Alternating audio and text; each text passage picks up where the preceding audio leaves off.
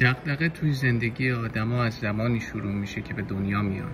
یعنی همیشه وجود داره، ولی به اقتضای سن و جنسیت و جغرافیا و شرایط زندگی از آدمی به آدم دیگه متفاوته، یا برای یه نفر میتونه با گذر زمان تغییر کنه.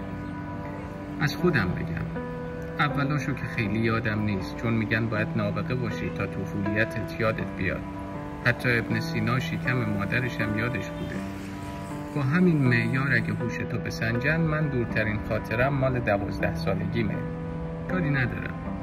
دغدغه منی که در خانواده‌ای به شدت متوسط دیده به جهان گشودم، اون اوایل این بود که بابام کی خونه نیست که بتونم با خیال راحت میکرو و سگا بازی کنم.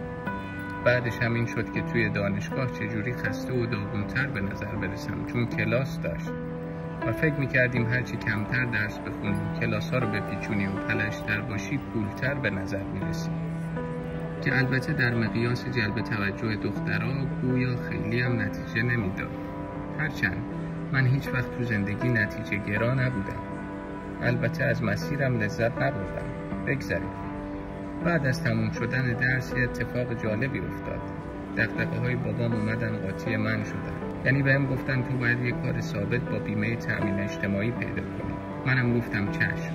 پس کارمند شدم و با یکی از دغدغه‌هام ازدواج کردم. و تا به خودمون اومدیم دیدیم یه دغدغه کوچولو و البته توپل مپل داره تو چشامون نگاه میکنه. اینه که دغدغه من و دغدغه‌ام شد این دغدغه جدید و همه دغدغه‌های دیگر رو فراموش کردیم. حالا اگر بخوام کلی حرف بزنیم و دغدغه‌های قشر متوسط رو براتون بگم، جالبتر میشه.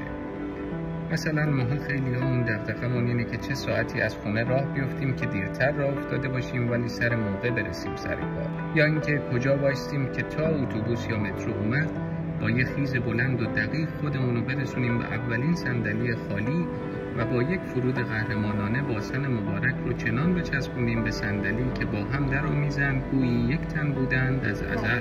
اما خیلی وقتا تا آروم میگیریم و لبخند رضایت و کامیابی رو لبمون میشینه، سر بلند میکنیم و میبینیم فرتودترین و ترحم برانگیزترین پیرمرد یا پیرزن دنیا درست جلوی ما ایستاده و باهاش چشم تو چشم میشیم. حالا اینجاست که جنگ وجدان و عقل و روح و قلب و هزاران ارگان و عضو مربوط و نامربوط شروع میشه که دقیقاً نصفشون میگن پاشو و نیمی دیگر تا به فراق باسن و صندلی رو ندارن.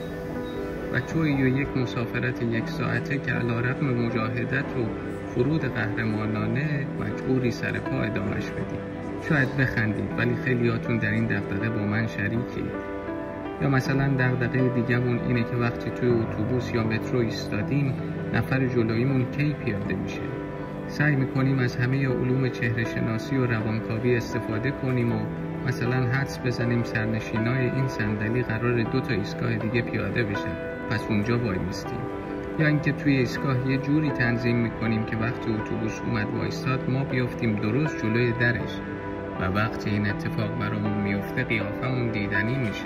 دوپامین عجیبی از چشامون میزنه بیرون، انگار مسی جام جهانی رو گرفته. یه همچین حسی داریم. اینا بخشی از دغدغه‌های روزمره ما قشر متوسطه. حالا دغدغه همزمانی مسابقه فوتبال چادرملو و شهیدقندی با والیبال ورونا و لچه، یا اینکه اول بریم دستشویی یا اول نهار بخوریم و 1000 تا دغدغه دیگر رو قلم گرفتم، وگرنه تا فردا بعد از ظهر باید این ویدیو رو تماشا می‌کردیم. ولی خداییش وقتی می‌نویسی می‌فهمی که چقدر از ذهن و زمان و انرژیمون در روز میره پای این دغدغه‌ها، در حالی که یکی دیگه داره به این فکر میکنه که بعد از جلسه مراقبه صبحگاهیش و خوردن قهوه‌اش چقدر باید وقت بذاره روی خودآگاهی و رشد شخصیش. و از الان مثلا میدونه 2 هفته دیگه این موقع قرار کجا باشه و چند درصد از امروز توی کارش پیشرفت کنه. ولی میدونی چیه؟ بذار ما همون قماربازه باشیم که برای جلوگیری از سوختن یکی از ارگان‌های بدنش باختش رو به ارگان دیگه حواله میده. آره بابا، زندگی خیلی کوتاهه. باید از مسیر لذت برد. مسیرمونم که هیچی، من برم که صندلی خالی پیدا نمیشه.